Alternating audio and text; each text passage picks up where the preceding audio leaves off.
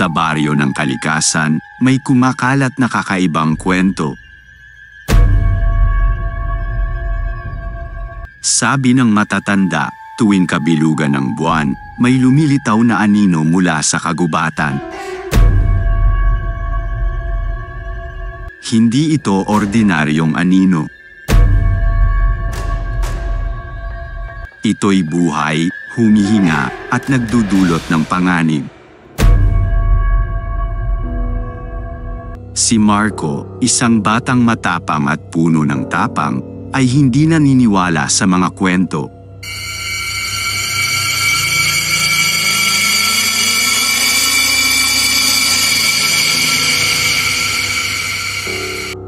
Para sa kanya, mga kwentong pangtakot lamang ito.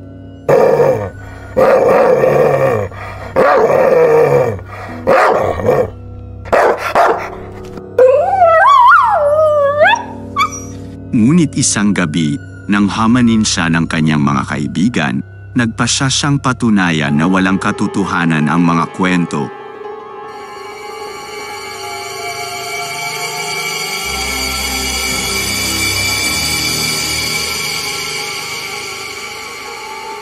Dala ang kanyang sulo at itak, nagtungo siya sa kagubatan.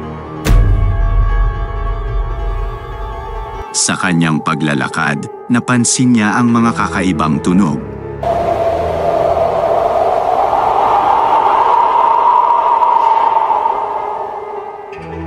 Mga bulong na tila nagmumula sa kawalan.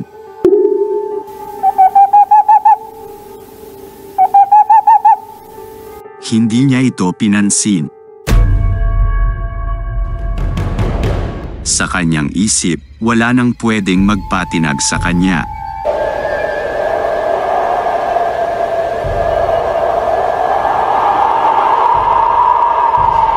Ngunit hindi niya inaasahan ang susunod na mangyayari.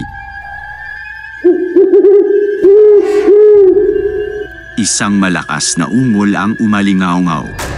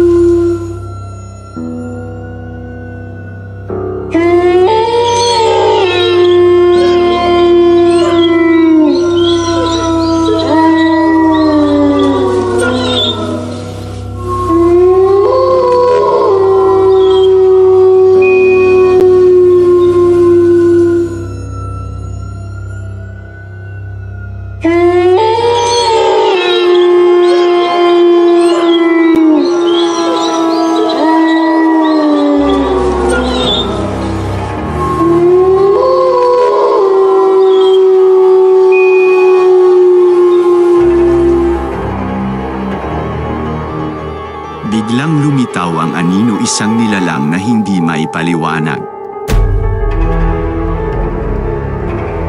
Malaki, maitim, at may mga matang nag-aalab.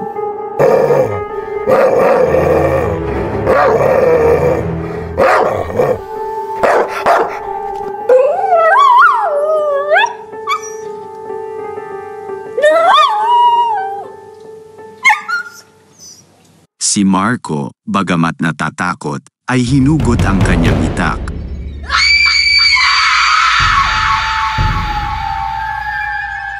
Nagsimula ang labanan. Ang anino ay mabilis at malakas. Ngunit si Marco ay mas mabilis at matapang. Palitan ng saksak at iwas. Ang dilim ng gabi ay tila naging saksi sa kanilang labanan.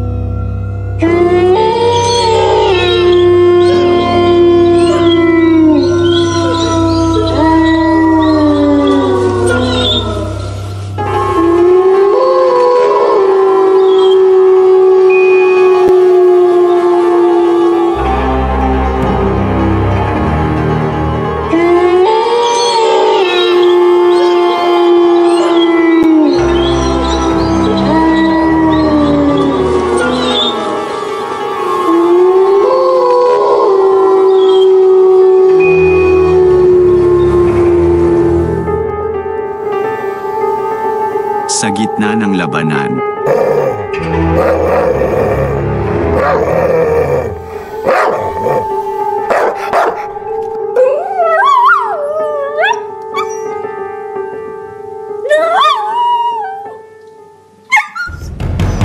napansin ni Marco na ang anino ay umiiwas sa ilaw ng kanyang sulong.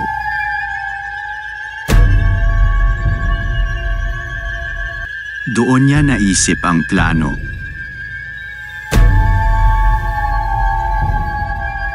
Gamit ang kanyang sulong, ginawa niyang lumiwanag ang paligid.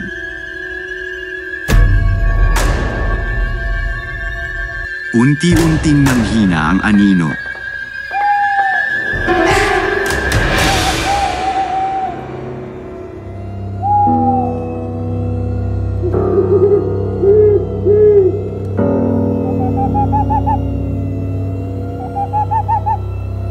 Sa huling pagtutuos, naipit ni Marco ang anino sa pagitan ng liwanag at kadiliman.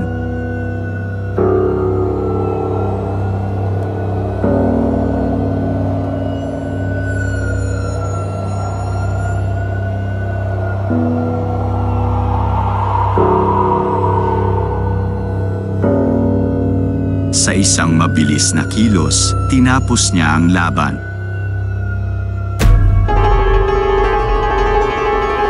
Ang anino ay naglaho, at ang katahimikan ay muling bumalik sa kagubatan.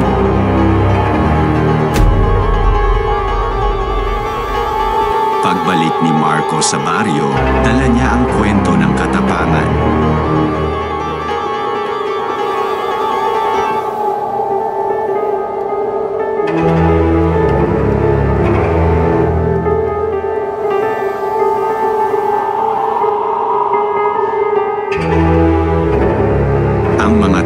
Ay nagbunyi, ngunit si Marco, bagamat nagwagi, ay may halong takot sa kanyang puso.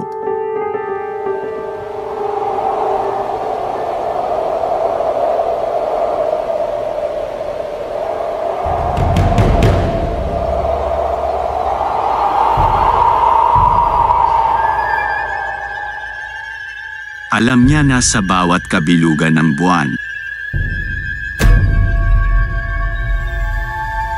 may misteryo pa ring naghihintay sa dilim ng gabi.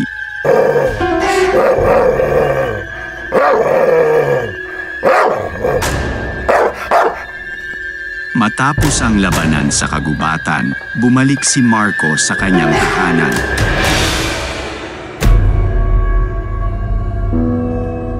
Ang kanyang isipan ay puno ng mga tanong. Ano nga ba talaga ang nilalang na iyon? Isang sumpa ba ito ng kagubatan o isang babala mula sa kalikasan?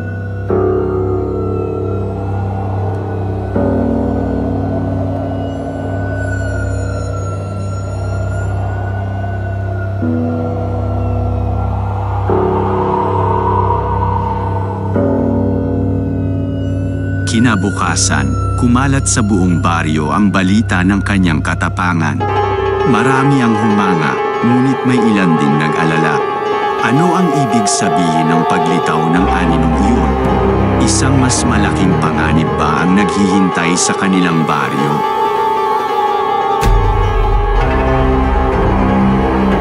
Nagpasya si Marco na hanapin ang sagot.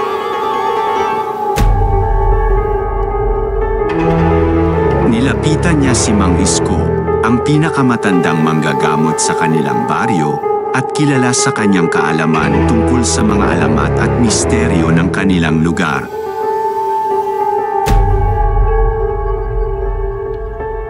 Marco, ang iyong nakita ay hindi basta-bastang anino, wika ni Mang Isko. Ito ay tinatawag na kapra, isang nilalang na bunga ng galit ng kalikasan. Ito ay lumilitaw tuwing may malaking panganib na darating. Nabahala si Marco sa kanyang narinig. Anong panganib, Mang Isko? Tanong niya. Hindi ko masasabi ng tiyak, tugon ni Mang Isko. Ngunit kailangan nating maging handa. Ang kapre ay maaaring babala lamang sa mas malaking sakuna. Nagpasya si Marco na protektahan ang kanyang baryo. Inorganisa niya ang mga kabataan upang maging bantay sa gabi. Nagtayo sila ng mga toreng bantayan at naglagay ng mga sulo sa paligid ng baryo. Hindi nagtagal, dumating ang gabing puno ng takot. Isang malakas na bagyo ang dumaan sa baryo ng kalikasan.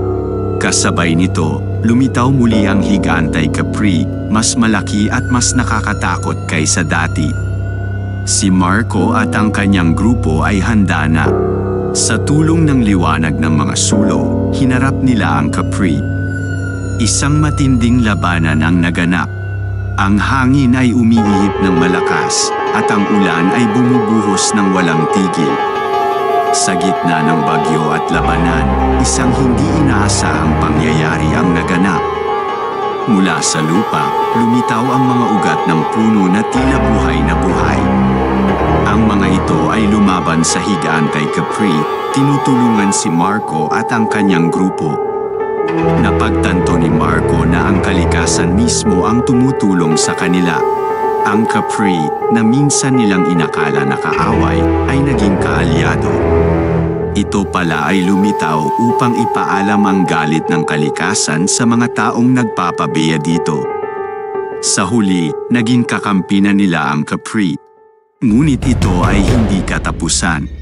Alam ni Marco na ito ay simula pa lamang ng mas malaking responsibilidad.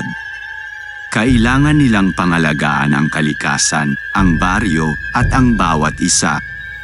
Ang kagat ng dilim ay hindi na naging takot para sa kanila. Ito ay naging paalala na sa bawat hamon, may pag-asa at liwanag na naghihintay. Alright, marami salamat po sa sumubaybay sa amin. See you next upload.